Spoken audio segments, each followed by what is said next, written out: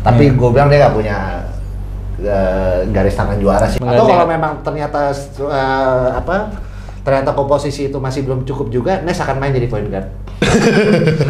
Nes main lagi. Jadi kalau mau punya anak kasih nama Abraham. Iya, karena pasti bersinar. Teratas. Minimal nomor 2. Kalau gua Pelita Jaya kayaknya. Enggak, gua lebih ke Siliwangi Bogor ya.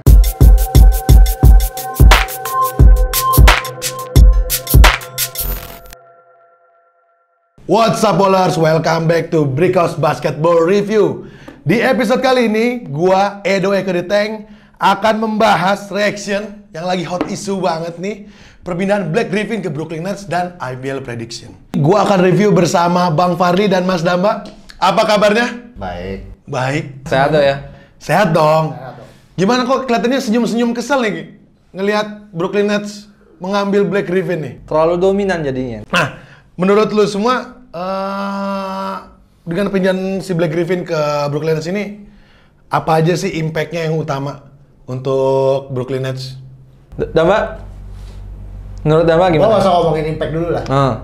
Sebenarnya atletismenya si Blake Griffin untuk saat ini udah berkurang. Jadi gue melihatnya memang si Brooklyn ini ngambil Blake Griffin itu lebih kepada backupnya dari Jeff Green. Oke. Pada Posisi 4 berarti ya? Ya, pada peaknya Blake Griffin itu poin per gamenya 22,4 poin per game. Terakhir dia last season di Piston itu dia average-nya itu 12,2 poin per game. Rebound-nya bahkan cuma 5,9 poin per game. Terendahnya dalam karirnya dia ya? Ya, dia untuk distribusi bola juga gue ngerasanya dia nggak terlalu bagus. Dia cuma ada di 3,2 poin per game, assist per game. Nah, sementara sekarang permainannya Blake Griffin itu jauh pada saat peaknya dia di Lob City, di LA Clippers. Yes. Kenapa gue bilang begitu? Karena cedera. Dia udah cedera 2 lututnya cedera. Ankle-nya cedera.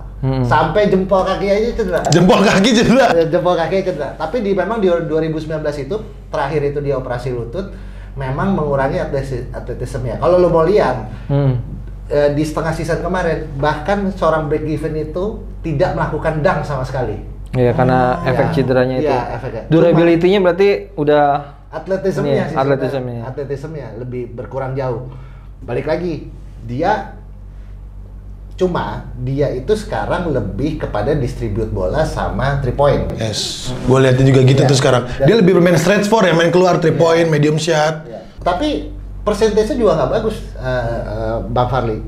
Dia itu untuk poin 3 poinnya? Nggak, field goalnya. Field goalnya itu dia di 36,9%. Bahkan 3 poinnya itu ada di 33,1%. Beda sama, padahal Nets sebenarnya udah punya Joe Harris yang ada di 42%-an. Iya. 3 point field goalnya. Nah, tapi kalau menurut beberapa orang dan gue lihat dari beberapa analisa, termasuk analisa gue, sebenarnya dia ngambil Griffin ini sebenarnya cukup aman. Maksudnya gini, dia trade yang aman buat Nets. Kenapa? Walaupun dia rentan cedera, tapi dia buyout dari Pistonnya itu dapat kortingnya lumayan. Iya. Dia itu hanya harus kompensasi sebesar 13,3 juta US. Tapi yang fantastis adalah sebenarnya gini, Blake Griffin yang kalau dia selesaiin kontraknya di Piston, dia bisa dapat 75 juta US dollar per tahun. Untuk tahun ini aja, dia hanya digaji 1,3 ya?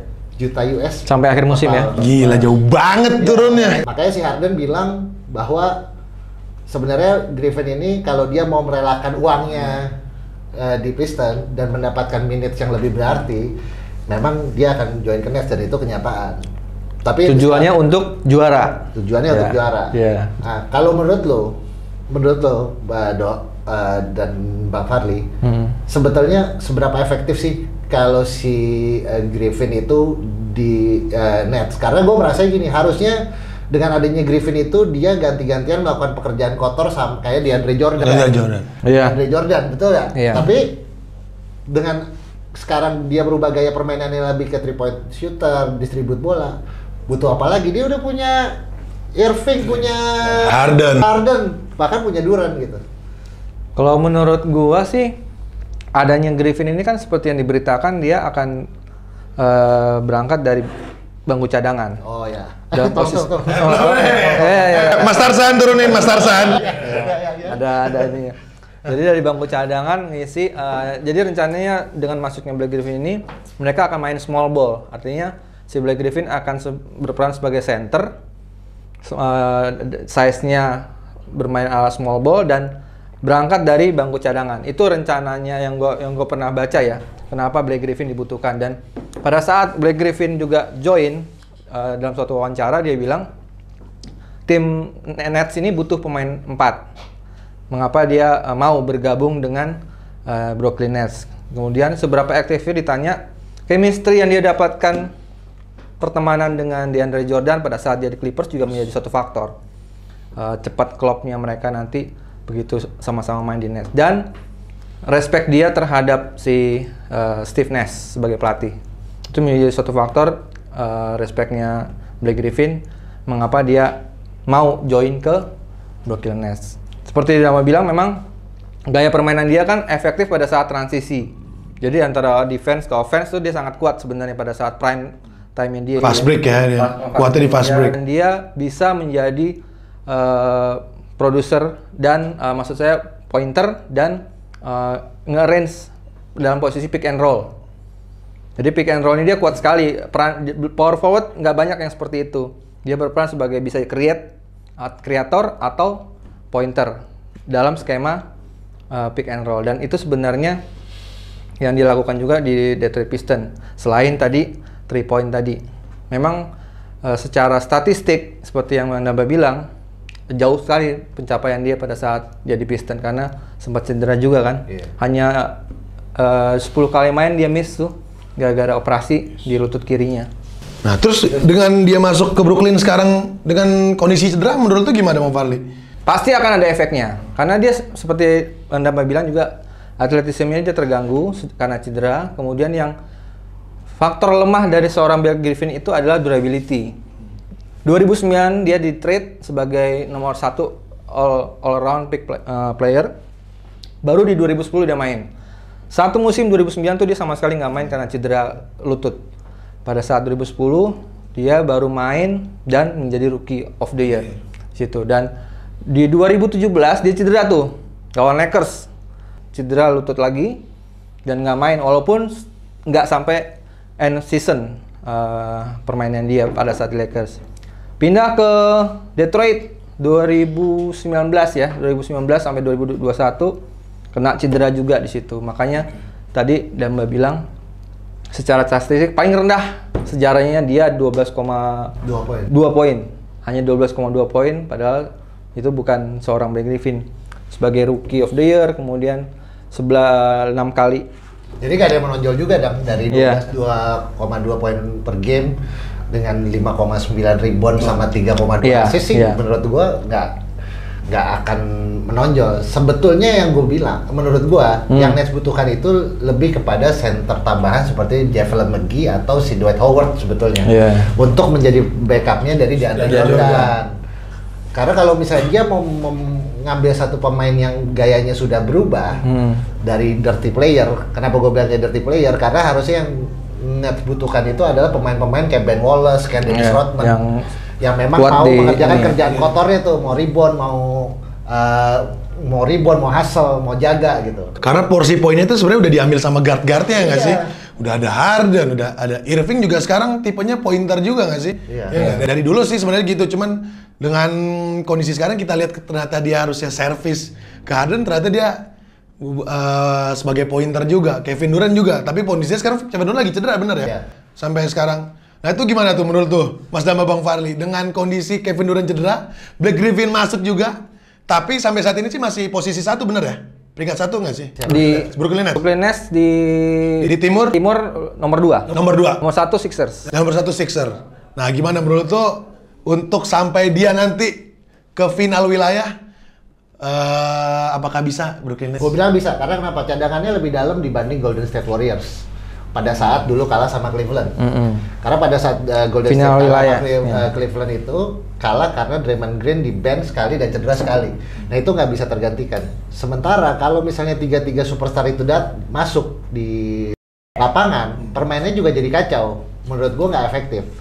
Nah sebetulnya Durant dengan cederanya Durant itu Jeff Green sudah bisa memainkan perannya yang betul di posisi small ball. Small ball tadi ya. Small ball tadi. Nah, sementara untuk pointer dia masih punya Dwayne Wade sama Joe Harris. Joe Harris 3 point percentage-nya 4,31 loh, 43%. Di atas Blake Griffin jauh. Dan itu untuk seorang 3 pointer dengan percentage 43 poin sih udah tinggi sekali, bagus gitu. Jadi menurut gua memang berkaca kepada dulu Houston Rockets yang sudah punya Clyde Drexler, Hakeem Olajuwon dan Barkley justru nggak efektif. Sebelum Barkley masuk hanya Clyde Drexler dan Hakeem Olajuwon justru lebih efektif lagi. Gitu. Kalau menurut gua persaingan wilayah timur kalau ditanya apakah bisa menembus final wilayah timur bisa sekali menurut gua karena seperti tadi disampaikan juga nomor satunya masih Sixers. 2 kali bertemu nih Sixers di season ini ya. Januari si Sixers yang menang, Nets yang menang 122-109. Kemudian yang game keduanya mirip-mirip skornya, yang menang tapi Sixers 124-108. Jadi bakal seru banget sebenarnya persaingan di wilayah timur ini. Selain Sixers ada siapa? Bucks. Kemudian Boston Celtics. Boston sekarang posisi 4 kalau nggak salah. Bucks nomor 3. Nah, Boston juga lagi bagus banget sekarang per hari ini winning streak-nya udah 4 kali, Dam. Gue sih sebetulnya juga setuju sama lo. Gue ngerasa justru final wilayah itu bakal ketemu Nets sama Boston. Iya. Tapi gue pegang Boston lah pasti. Itu Brooklyn. Salah dong. Warnanya juga nggak hitam kalau Boston. Tapi Boston sih gua ngelihatnya senengnya sekarang pemain-pemain rising star dia, pemain sophomore dia tuh step up semua. Cuma kayaknya kalau misalnya gua bilang Boston itu nggak punya sosok leader, menurut kalian gimana? Karena ada Kemba Walker kalau gua. Ada Kemba Walker masih bisa ngisi itu. Kemba Walker masih bisa. Karena beberapa sebelum winning streak 4 kali winning streak ini mereka kan kalah tuh. Sosok seorang leader tanpa ada Kemba Walker kayaknya ini juga ya. Kalau memang susah juga gitu kalau sampai harus ke final karena kan pengalaman juga dibutuhkan ya. Terus kemudian bicara tentang wilayah timur masih ada Knicks loh. Knicks sekarang bagus nih. Knicks pemain-pemain mudanya masuk di Rose. Bekas pelatihnya dia join dengan pelatihnya dulu di Bulls. Nah itu perpaduan tapi kalau untuk sampai di final gue rasa kayaknya belum ya. Menurut lu gimana, Dam? Kalau gue bilang sih Tom Thibodeau bakal jadi pelatih contender aja sih. Contender ya. Sampai itu ya. Tom Thibodeau gue ngerasa dia bagus memang atas kerjanya dia untuk menjadikan satu generasi muda untuk jadi tim bagus. Tapi gue bilang dia nggak punya garis tangan juara sih Tom Thibodeau. Oh iya, lu udah mulai peramal ya, gue lihat-lihat ya. Udah pakai garis tangan. Udah pakai garis tangan sekarang. Damba Lauren. Jadi ada Bucks, kemudian ada Boston, ada Knicks, tapi masa kita ngelupain finalis tahun lalu sih jagoan gua lah Miami Heat. Oh ini bukan Sixers. Telaran gua. Miami Heat jomplang banget ya. Miami Heat itu. Tapi dari start season dia udah menjomplang. Jomplang. Kenapa ya menurut lu Bang ya? Kena COVID beberapa pemain yang setahu gua ya. Kena protokol kesehatan ya. Hero kena, terus si Nan juga kena. Nah, itu membuat mereka jadi tidak seperti finalis tahun lalu gitu loh. Biasanya kan mereka main lebar tuh. Main Duncan Robinson nembak. Tapi tembakannya untuk musim ini belum terlalu kelihatan. Karena menurut gue salah satu kekurangannya Heat tuh dia nggak punya superstar center sih. Size-nya Adebayo masih kalah size sebanding Embiid, harus bersaing dengan Embiid. Tapi dia atletis tuh sebenarnya itu. Iya atletis. Dia lebih ke 4 sih sebenarnya ya. Gerakannya bisa 4 sebenarnya. Precious rookie-nya juga ya belum terlalu muncul lah untuk bisa bersaing di final wilayah timur. Nah kalau final wilayah timur udah. Tapi pertanyaan berikutnya Dok. Masuk final, kira-kira gimana? Final? Itu dong, tetap dong. Enggak, si Brooklyn Nets masuk final apakah? Mungkin sekali ya? Final mungkin. Final mungkin. Kayak kalau juara, gua rasa LeBron timnya itu udah punya mental juara. Jadi kalau kita bilang dia akan masuk ke final, sangat mungkin dan pasti menurut lo akan bertemu Lakers di West? Gue bilang sih LeBron is from other planet sih. 18 tahun musimnya masih gitu-gitu. Di umur 36. Gokil ya.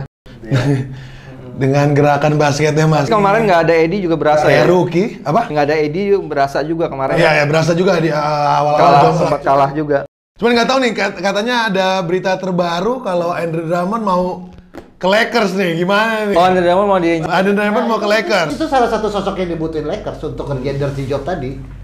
Iya. Dirty job itu memang tipe-tipe yang harus dilakukan kayak center-center itu yang nggak mikirin poin, nggak mikirin nembak, nggak mikirin. Jadi benar-benar center yang pakai cara main zaman dulu. Ngomong-ngomong tentang Lakers sebenarnya Lakers dan Nets sebenarnya Blake Griffin juga diminati oleh Lakers. Ya. Heat juga minat ke Blake Griffin, kemudian Lakers juga, tapi dia ternyata memilih balik lagi ke Nets itu. Ya, sebenarnya Gitu. Blake Griffin sekarang kalau dengan keputusannya cabut dari Detroit, harusnya dia udah nggak mikirin uang lagi ya. Iya. Dia mencari tim yang memang betul-betul dia merasa dia akan enjoy playing with them. Blake Griffin udah dapet selama karirnya dari 2013 itu dia udah earning 255 juta US. Ya udah cukup lah. Itu sih kalau di Indonesia udah tinggal ngopi. Emang dalam satu wawancara juga si temennya Harden bilang bahwa si Griffin pindah itu yang paling dia cari adalah ya dapat cincin. Iya. Dapat cincin. Ngapa dia kata Damba bilang mengorbankan uang yang begitu banyak dari Detroit? Ya udah. Join ke Nets karena merasa Nets adalah sebuah tim yang kontender juara. Gitu. Ya udah dengan ya mungkin dengan pertimbangan yang nggak terlalu sulit mungkin ya. Dia join dengan Nets karena di situ sudah numpuk superstar. Irving, Durant. Starting five-nya jadi siapa nih kira-kira nanti? Starting five gua sih kayaknya sih kalau emang semuanya udah sehat, itu 5 itu sih menurut gua. Damba? Kyrie, Harden, Durant, Jeff Green, DeAndre Jordan. Tetap ya. Jadi karena Griffin Blake pasti akan dari bench ya. Dari bench. Nah itu dia, tapi kalau lu bilang sekarang tipe permainannya Blake Griffin emang lebih ke Stafford, nggak nutup kemungkinan sih Blake Griffin bisa starting five. Kalau dia bermain lebih bagus dari Jeff Green, dia akan jadi starting five. Pasti. Iya. Cuma sepertinya Nets akan memainkan dia kuat dari bench. Ya. Atau Menggantikan. kalau memang ternyata ternyata komposisi itu masih belum cukup juga, Nets akan main jadi point guard. Nets akan main jadi point guard. Nets main lagi. Kyrie jadi pelatih soalnya. Baju jersey gitu. Iya. Oke. Dok, kalau cuma bahas NBA tadi seperti lo bilang kan kita juga akan bahas selain NBA nih. Blake Griffin dan Nets-nya kayaknya udah cukup banyak kita ulas nih. Nah, hari ini tanggal 10 nih, Dok, kita taping nih, rekaman nih. IBL juga mulai di tanggal Yes, waduh, yang ditunggu-tunggu setelah setahun libur. Jadi 2020 nggak ada liga. Sempat sampai seri Malang, tapi karena sempat sampai seri Malang, gitu tuh pandemi, dipulangin semua, udah sampai stop. Sampai hari ini dan sekarang sebelum hari ini pun banyak kayak Setelah banyak drama, pastinya harus dapat izin dulu. Padahal sudah sempat banyak persiapan, kemudian di hold juga ya. Gua ngeliat dari tim-tim IBL tuh udah coba scrimmage, udah banyak transfer pemain-pemain baru. Waduh, Iya. pasti. Apa lagi? Yang paling serunya tahun ini full pemain lokal. Oh gitu. Jadi Pemain asing nggak ada ya? Pemain rookie, pemain sophomore, pemain rising star harusnya bisa lebih step up kalau menurut gua. Iya, jadi sekarang giliran gua sama Dama nih banyak nanya ke Edo mengenai IBL. Itu yang gue denger si Rising Star itu Evan Dimas main di mana? Bukan, Evan Dimas itu dia sekarang fokusnya emang di Takraw. Nah, di Takraw juga dia di bola juga udah enggak. Lu ketinggalan juga kan dia udah enggak di bola. Iya. Gue kira Evan Dimas. Iya, dia udah di Takraw sekarang. Kira Evan Dimas. Bukan, bola. Itu bola ya. Oh berarti nonton Because Football. Bukan belum. Julius Pano. Jadi kita juga kayaknya perlu kasih apresiasi yang sangat tinggi ya buat IBL karena dia udah menyelenggarakan ini dengan protokol kesehatan yang sangat ketat. Ada 2 fase ya, kalau nggak salah ya. Ya, benar. Di Cisarua sama di Jakarta nanti. Nah, sementara di Cisarua dulu sih. Mungkin nanti kan dia off dulu kepotong puasa. Oh itu berarti di Sarua dia akan main sama jerapah ya? Ya, dia karena emang mesnya dekat Primata. Nah, dia lawannya Primata. Ya, jadi apresiasi juga buat IBL dan nyelenggarain game akhirnya terlaksana juga. Alhamdulillah. Tapi pertanyaan gue, Dok, langsung aja. Menurut lu nih, di antara 12 tim yang akan berlaga nanti di IBL, kira-kira tim mana yang selain yang udah pernah juara jadi langganan juara ya, yang memberikan kejutan di IBL musim ini, kira-kira menurut lu siapa, Dok? Menurut gua, ini bukan menurut gua ya, harapan gua. Oke. Harapan gua Prawira. Kenapa? Karena menurut gua 2 tahun belakangan ini gua ngeliat Prawira tuh sebenarnya persiapannya tuh udah mateng banget. Cuman dia tuh gue lihat dia terkendala 2 tahun kemarin tuh pemain impor dia. Oh gitu. Nah, pemain impor dia tuh kurang support, even pun itu yang di guard maupun di big man. Nah, di tahun ini nih kesempatan dia nih, full pemain lokal, ya dia dengan mendatangkan pemain baru yaitu Abraham Damar, MVP tahun lalu. Terus gue lihat beberapa kali scrimmage juga, ternyata persiapan dia sih udah ready banget sih untuk tahun ini menurut gue. Prawira dari, dan dia komposisinya kuat. Dia point guard punya Arif Hidayat, ya. Terus backupnya ada Januar Kuntara. Posisi 2-nya apalagi? Paling lengkap dia. Abraham Damar, punya Raymond Syariputra. Di posisi 3-nya dia bisa mainin si... Siapa? Ada Firman juga di posisi 4. Tuh, ada Firman, ada Reza Guntara. Waduh, itu udah lengkap banget sih kalau menurut gua. Kalau West Bandit gimana? Nah, West Bandit nih. Komposisi pemainnya juga kuat loh. Oke. Dia sebagai... Ada Widi juga kan? Benar. Point guard barunya. Pendatang baru sih gua lihat beberapa... Gua sih ngelihatnya... Gua tuh... Inilah, gua nggak mau ngeliat dia ngambil siapa aja, ngeliat komposisi roster dia sekarang siapa aja, cuman gua ngeliat beberapa cuplikan dia dari scrimmage. Kalau menurut gua sih benar-benar masih harus berbenah sih, berbenah banyak karena mungkin emang yang dia ambil pemain-pemain pengalaman juga banyak. Mejoni juga di situ. Yes, Mejoni, Alan Asadi, terus dia ambil Fadlan Minala, Widi even pun dia masih muda, gue sih bilang dia udah pengalaman lah, ya nggak? Dia udah di timnas juga. Nah, cuman gua ngelihatnya masih belum padu aja nih, masih mungkin Coach Ebos masih meraba-raba nih gimana komposisi yang pas menurut gua. Tapi kita lupain salah satu pendatang baru. Siapa dong? Abel, Bali United. Oh, betul. Itu mau dibeli Kaisang Pangarep itu ya? Sempat foto sama itu kalau Kaisang, sempat foto sama. Tim bolanya. Gua nggak tahu keterlibat. Nggak tahu dia tuh. Dua-duanya ya dibeli. Iya, soalnya kayak dia satu manajemen. Satu manajemen pasti. Nah, tapi kabar buruk Yang tidak mengenakan bagi fans Bali United adalah di superstar mereka nih ternyata cedera. Cedera. Rico Dan Antono. bukan. Itu emang orang Bali, cuman gak main di Bali United. Dan itu udah legend. Daniel Wenas. Daniel Wenas kabarnya cedera ACL nih, jadi dia nggak bisa. Fase 2 juga dia playoff ada kemungkinan kalau Yes, playoff ada kemungkinan katanya sih dia bisa bermain. Cuman untuk IBL Bubble ini dia nggak bisa bermain, jadi Bali United berangkat dengan beberapa pemain seniornya dan pemain-pemain rookie-nya. Koming ya, senior Dari Bali semua sih banyaknya gue lihat. Jadi kalau ya sekarang dia berarti ada Koming, Yeriko, ada Tri Hartanto, ada Surliadin. Ada pemain ini juga sih, pemain senior sempat pensiun tapi dia main lagi namanya Joshua. Dari satu wacana. Nah, tapi dia udah nggak jadi iklan Nutrisari. Soalnya Joshua. Enggak, tapi kalau ngomongin Bali ya, gue yakin walaupun dia pemain muda dan bintangnya nggak ada, pasti jaganya bagus banget. karena Defense-nya kan. Karena dulu iya. Tri Atiana Ardiloka di Aspak, dia bilang kenapa dia ditanya kenapa lu bisa jaga pemain asing Begitu ketat, begitu bagus. Karena dia bilang gue belajar dari penari Bali. Dia bilang. Jadi kakinya, footstep-nya dan lain-lain gue belajar dari penari Bali dan itu membuat gue bisa menjaga Gerakannya. Jadi kalaupun dia nanti pemain Bali United itu lewat jaga musuhnya, dia setidaknya nari di situ. Cak. Kalau tadi kan mencuri perhatiannya, langsung aja kita ke akhir musim kira-kira yang akan jadi juara. Gua. Menurut lo? Kalau gua Pelita Jaya kayaknya. Enggak, gua lebih ke Siliwangi Bogor ya. Kenapa? Nggak ada. Karena ada jersinya. Kasih tahu. Nah, Andre, ayo. Ada jersinya. Harapannya 2 tahun lalu juara, harapannya. Tapi terlalu banyak berharap, jadi bye.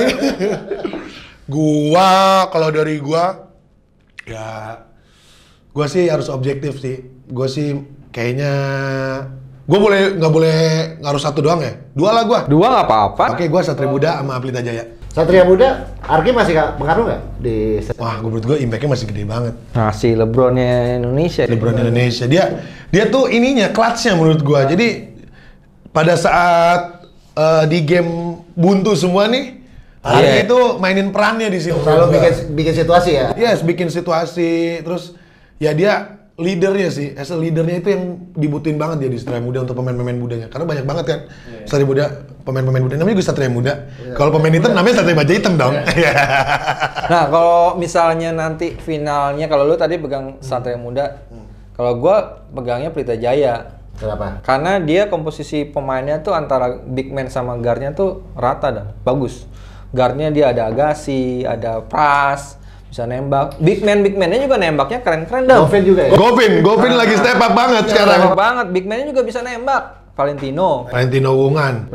Hardian tuh yang baru kan. Yes, Ardian Wicaksono dari Pacific Cesar. Govinda kan juga main big man. Iya. Govinda dia main 4 sih. Apalagi ada Adit Pratama. Udah nggak, Adit kebetulan udah Pratama pensiun udah sekarang. pensiun. Udah nguli sekarang. Diganti sama Hardian itu dah. Si Vincent juga sekarang medium shotnya bagus. Itu dia makanya jadi ancaman terbesar buat Satria Muda kalau kita mau aduin ini di final nih, Pelita Oh, Jaya. terus kalau Vincent mediumnya bagus berarti 3 poinnya lebih ke Destanya ya? Bentar, ya. Sebenarnya Vincent dulu maunya mari daging. Tapi yang masuk Ari Tulang. Masuk hari tulang. Oke. Lanjut lagi dari 12 tim. Ada satu tim nih Dam yang lo tahu yang Lovre. bukan Lovre. Lovre ya tim inilah. Cuma ada satu tim yang dipersiapkan untuk menambah jam terbang. Oh, Indonesian Selection. Indonesia Patriots ya namanya ya. Timnas muda Oh, gua. kalau selection itu yang si Eva Dimas tadi ya? Bola. Bener juga sih. Iya kan? Dia itu mainnya sama Iputu. Nah, backnya Putu, gue tau masih ingat. Indonesia Selection. Indonesia Itu memang dipersiapkan Patriots namanya ya. Untuk FIBA Championship di 2022 ya? 2023. Ya, inilah proyeksi akan ke sana. Iya. Komposisinya sih di pemain-pemain muda itu juga Gokil juga ya. Dengan adanya mereka, menurut lo gimana Dam? Mereka join ke level tertinggi di Indonesia nih basket. Kalau untuk kebutuhannya di FIBA 2023 nanti sih gue setuju, cuma Nambah jam terbang gitu ya. Permasalahannya ini sekarang si pemain-pemain di Indonesian Selection ini yang akan dapat jenjang yang sama nggak dengan pemain-pemain NBA yang pemain-pemain IBL yang lain. Kan pemain-pemain itu kan harusnya begitu dia selesai sekolah, kuliah, terus dia kan ditarik ke IBL di draft gitu kan. Nah nanti setelah dia FIBA 2023 ini kalau selesai, Kemana mereka? Kemana nih orang nih? Iya, Gitu. iya. Tapi nggak apa-apa maksudnya itu kan pasti dari pemain-pemain yang udah diseleksi jadi pemain timnas muda itu kan pasti akan jadi sesuatu kan. Ada pembelajaran buat mereka Tapi juga ya. nanti akan jadi susah juga. Nanti pemain-pemain yang udah matang di klub-klub yang lain terus tiba-tiba harus ketumpuan pemain-pemain yang sisaan dari sini kan. Nanti berantem lagi, sikat-sikatan di belakang gitu. Enggak semua sifatnya sama kayak lu sih, sikat dari belakang. Kalau menurut gua bagus sih mereka bisa compete di level tertinggi ya karena menambah jam terbang juga satu dan kemudian juga mereka bisa dapat input dari pemain-pemain seniornya tuh on court sama off court bagaimana menjadi seorang pemain profesional gitu. Kalau lu Dok, poin plusnya mereka join? Yang pasti pengalaman bermain karena mereka banyaknya memang masih anak-anak yang masih kuliah, ada juga yang masih SMA. Nah terus gua ngelihatnya juga di timnas muda ini kemarin ada 2 naturalisasi. Nah di luar dari Brandon Jawato sama Prosper ya, Brandon Jawato sama Prosper gua lihat sih kayaknya gue lihat dari sosmed kayaknya dia nggak bermain nih. Nggak main ya? Nggak main, kayaknya benar-benar full dari pemain-pemain lokalnya aja. Gitu. Terus ada 2 naturalisasi, itu yang lagi di trial. Dari posturnya sih oke. Gua juga masih nyari tahu nih asalnya dari mana. Cuman emang diproyeksiin untuk masuk sebagai WNI. Nah, terus komposisinya juga itu sebenarnya future basket Indonesia sih tuh yang lagi dikumpulin tuh. Dari point guardnya ada Yesaya, ada Marcel Bonfil, dan yang paling gue idolain Yuda Saputra. Itu gila. Yuda Saputra. Itu gila. Arigi juga loh. Arigi main 2, dia shooter. Gitu, terus ada si Hendrik Savionga, dia juga di posisi 3 oke juga, pemain 4-nya ya. Ada si Kelvin Sanjaya dari Riau. Kejutannya kira-kira bakal ngalahin siapa mereka? Kejutannya? Kalau menurut gue sih untuk dia compete, kalau emang dia benar-benar full lokal ya, dia nggak Prosper sama Jawato nggak main ya.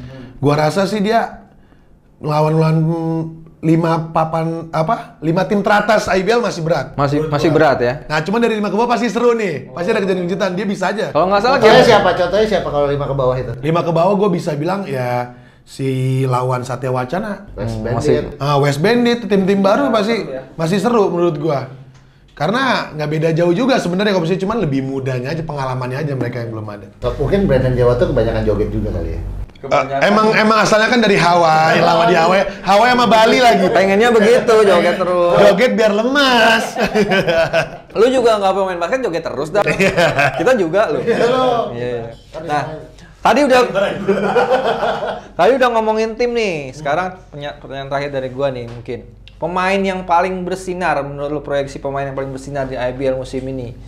Siapa, Dok? Kalau gue bilang Abraham. Abraham Wenas. Bukan, Abraham tadi siapa namanya? Damar, udah MVP. Nggak, buat nanti. Ya buat nanti 2021 ini. Pemain yang paling bersinar. Buat di bubble ini, menurut gue Di bubble ini ya. Damar gue bilang. Oke. Damar ya. Kenapa, Dam? Karena gue bilang dia untuk pengalaman, teknik dan lain-lain udah Paling matang ya? Nah, Matang jadi ya? paling matang. Dia mau ditaruh di klub mana aja pasti dia akan jadi spotlightnya. Yes. Kalau gua Abraham juga, tapi Abraham Wenas. Kenapa? Karena pada saat ada langsung di Pas banget. pada saat kemarin musim lalu dia tuh nomor 2 perolehan tertinggi di timnya ya, di antara lokal ya. Jadi cuma beda 51 poin tuh sama pemain asingnya tuh. Dia 104 kalau nggak salah perolehan poin tahun musim lalu. Dan jiwa kompetisinya juga tinggi banget. Sesama pemain lokal pasti dia nggak mau kalah. Nah, jadi menurut gue yang akan bersinar di tahun ini Abraham Wenas. Jadi kalau mau punya anak kasih nama Abraham. Iya, karena pasti bersinar. Teratas. Minimal nomor 2. Kalau tadi gue Abraham Wenas, lu siapa, Dok? Gua Pemain paling bersinar ya? Gua objektif ya. Ya, harus. Oke, walaupun ada pertemanan juga. Iya. Gua ngelihat temen gua yang comeback lagi. Dia sekarang senternya Louvre, Fafa Carcera. Oh iya. Wah. Kemarin di Breakhouse Itu dia pasti akan dominasi. sempat ikut LA Streetball tadi. Yes, dia ikut streetball. Dia streetball bareng gua kan 2018. 2017 2018 gue lupa. Gue sempat latihan sama West Bandit juga ya? Sempat sama West Bandit, cuman sama Hang Tua juga. Sama Hang Tua Juga juga. sempat, cuman akhirnya sign-nya sama Louvre. Menurut gua dia yang akan Dia main apa sih, Dok? Center dia apa? 4, posisi 4, 4-5 lah. Cuman dia itu post move oke, Tembak juga oke ya? Nah, itu yang sekarang menurut gua susah dijaga kan. Susah dijaga, betul. Kayak gitu. Betul. Oke, kita harapkan semoga IBL berjalan dengan lancar, IBL Bubble ini semuanya sehat dan yang pasti Lancar. beri hiburan terus buat kita. Betul. Bikin kompetitif pasti gamenya. Dan lo harus ngulas terus itu NBA. Pasti kita akan update terus ya. Tiap minggu NBA update, terus IBL Bubble apalagi lagi berjalan, kita update bagaimana gamenya berjalan. Kita lihat siapa yang akan dominasi di seminggu pertama. Apakah prediksi kita semua di sini benar apa? Pastinya dong. Oke, thank you bowlers yang udah pada nonton. Jangan lupa saksikan kita terus pastinya di Breakhouse Basketball. Jangan lupa like, comment, and subscribe. Oke, see you next episode. Bye. Bye.